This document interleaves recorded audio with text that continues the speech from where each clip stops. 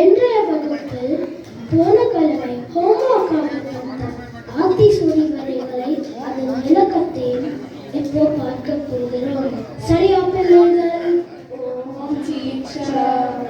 இப்போ ஒவ்வொருவராக எழுப்பி சொல்லுங்க பார்ப்போம். ஆத்திசூடி கடவுள் வணக்கம். ஆத்திசூடி அமர்ந்த கவினை ஏத்தி ஏத்தி தொழவும் யானை. ஆத்திசூடி கடவுள் வணக்கம். ஆத்திசூடி அமர்ந்த கவினை ஏத்தி ஏத்தி தொழவும் யானை. இதன் பொருளை ஆத்தி மலர் மாலையை அணிந்திருக்கும் சிவபெருமானின் அன்புக்குரிய விநாயக பெருமானை எப்பொழுதும் வணங்குவோம் என்பதாகும். அருள் செய்ய விரும்பு.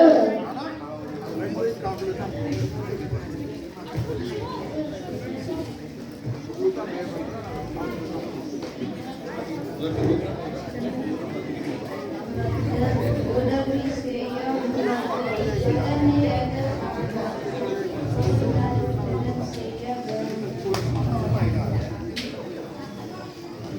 ஆறுவது சினம்.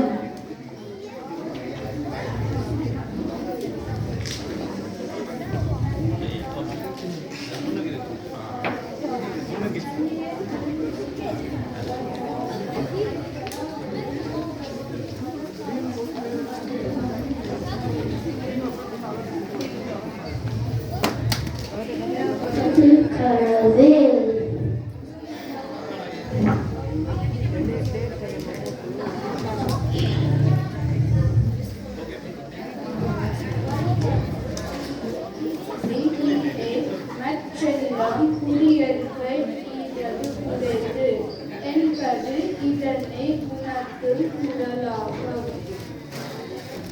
ஈவது விளக்கு. ஈவது விளக்கு மற்றவர்களுக்கு உதவி புரிவதை தவறக்கூடாது. அதாவது நல்ல வாழ்விடக்கூடிய குணமாகும். எனவே அதிலிருந்து விலகக்கூடாது. உதவுவது விளக்கு உன்னுடைய நன்மை தீமைகளை பொருளுடன் கூறக்கூடாது. அதாவது உன்னுடைய பெருமை திறமை செல்வம் பற்றி மற்றவர்களுடைய பரிமிதமாக பேசக்கூடாது.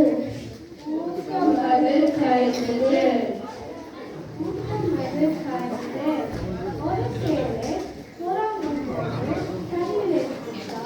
அவர் வந்து காரியத்தை ஒருபோது கைவிடக்கூடாது.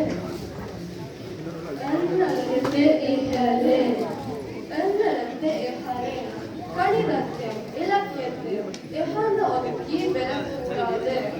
ஏனெனில் இவையிடத்தில் அறிவை வளர்த்து வாழ்க்கை சரியான முடிவுகளை எடுக்க உதவுகின்றனர்.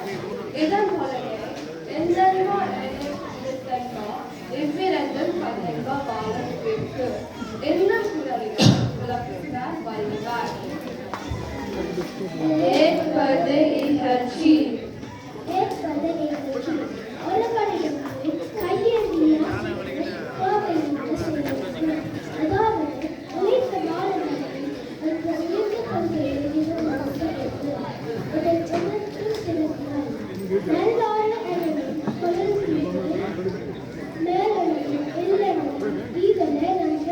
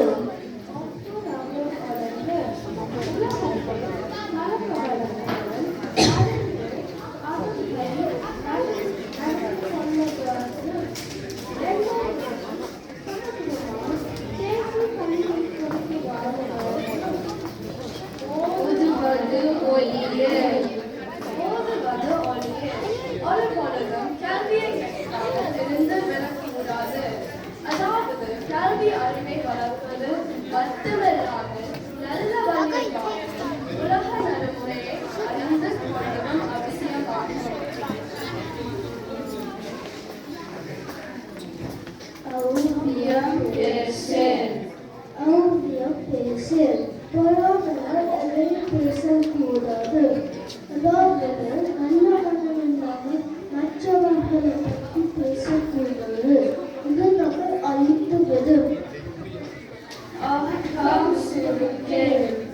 அகம் சுருக்கேன் தானியங்களை குறைவாக அதை போட்டு விற்கக்கூடாது அதாவது உணவுப் பொருட்களை அளவு குறைத்து விற்கவோ ஒழித்து வைக்கவோ கூடாது நீதிக்கு மாறாக நடக்கக்கூடாது என்பதாகும்